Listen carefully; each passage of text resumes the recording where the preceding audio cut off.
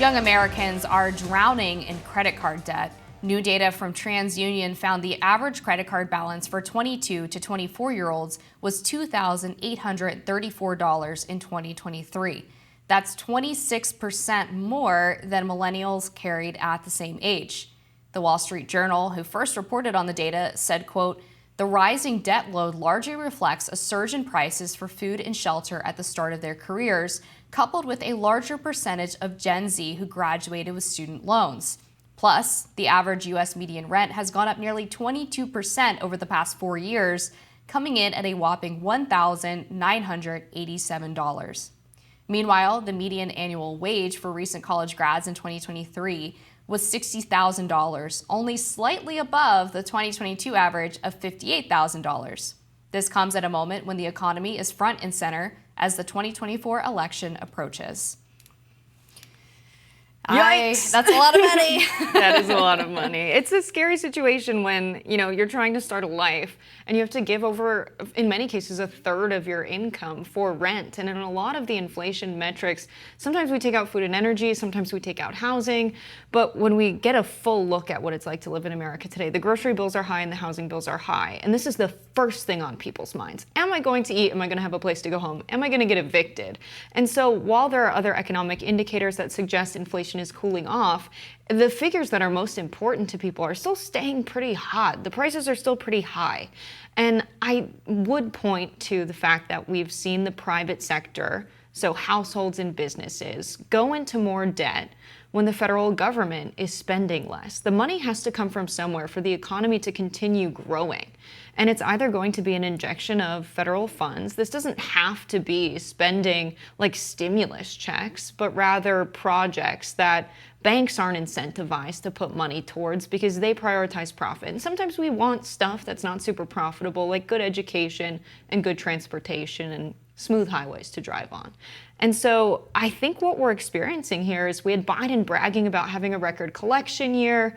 We have, corporate greed, people raising prices. But, perhaps we need more public spending to get the economy going. We saw the first stimulus package really, bounce us back. But I think if we're not getting the investment from the private sector in this high interest rate environment, it's got to come from somewhere else, or else we're going to see the private sector get into more deficit, which we saw during the Clinton era. And whenever we've seen this in the subsequent years, we've seen not just a recession, but a depression. Yeah, my concern with just ramping up more public spending is the potential for that to further, obviously, raise inflation, which would further tighten people's wallets. And inflation in many ways is sort of a regressive tax, right? But there's been some interesting data that's come out about income inequality in the U.S. recently. It was one of the first periods ever where income inequality actually shrunk, but it wasn't due to anything related to the middle class. It was that apparently the top 1%, their wages had either remained stagnant or fallen, and the lower class, the poorest Americans, had seen their wages actually increase, which is obviously a great thing. But in the middle, there's a hollowing out of the middle class where their wages have continued to decline or stay stagnant. And you don't really see lower class Americans being able to lift themselves up into the middle class. And so that obviously raises a lot of concerns about the general health of the economy as well, because the middle class is vital to functioning America, not just from an economic standpoint, but also from a cultural standpoint. When you have this very stratified income, the inequality of the income is almost not as important as the stratification, meaning the tails, how far apart they are. And that can lead to a lot of social unrest and a lot of really nasty things just outside of economic development that are really concerning. I think everyone has wealth inequality at the top of their minds. There's some interesting polling out that shows that I think it's over 80% of people that were polled across the political spectrum are all in favor of taxing billionaires, which is crazy. Like, you don't see things poll that high in the U.S. The Sky is Blue doesn't poll that high. The guy responsible for the newsletter said that the other day, and it's like, yeah, that actually is a really high figure. I didn't think this was as popular as it is. And I think where that comes from is people see what inflation looked like during the pandemic, that the majority of the money made off of price increases went to corporate profit, which suggests they're raising prices because they can, because they saw this as an opportunity. They weren't incurring additional input costs through supply chain constraints, because we see that non-labor input costs, while they were high, over 30%, actually 53.9% of the money made went to corporate profits. So really the input costs of labor and non-labor don't explain these price increases. So where's that money going? It's going to the top. It's going to the shareholders. It's going to the owners. And what does that mean for regular working class people? That there's a wealth transfer happening every time we go to the grocery store, every time we pay our rent, to the people at the top. That's a really concerning economic environment to be in. And I think people are starting to connect wealth inequality to precisely how it happens, paying us less wages, charging us more at the store. I think it depends on the industry, right? Because in some industries that is 100% true. I don't think grocery stores are the perfect example because their profit margins have remained relatively consistent throughout the pandemic, and they've always had low profit margins, somewhere between 1% and 3%. So I wouldn't use them as an indicative example of corporate greed, but I think you're right that in some industries that's definitely the case.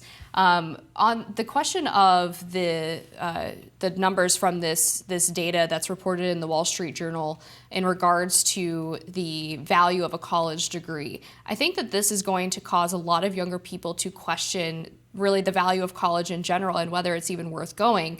If the college degree has only increased your earning potential by $5,000 to $8,000 over the past 4 years, and yet you're taking out maybe $100,000, $200,000 in student loans just to attend, is it really worth it for you anymore? Are you better off going to a trade school? Are you better off trying to get an apprenticeship after you leave high school? And we've seen that more and more young people are choosing to go to college at public universities in the South because they're more inexpensive than some of the more elite colleges. So I think young people are really thinking critically about what exactly college means for them and whether it's a worthy investment. Yeah, I will say, grocery store profits went from about 5.6% in 2015 to more than 6% in 2021, more than 7% in 2023.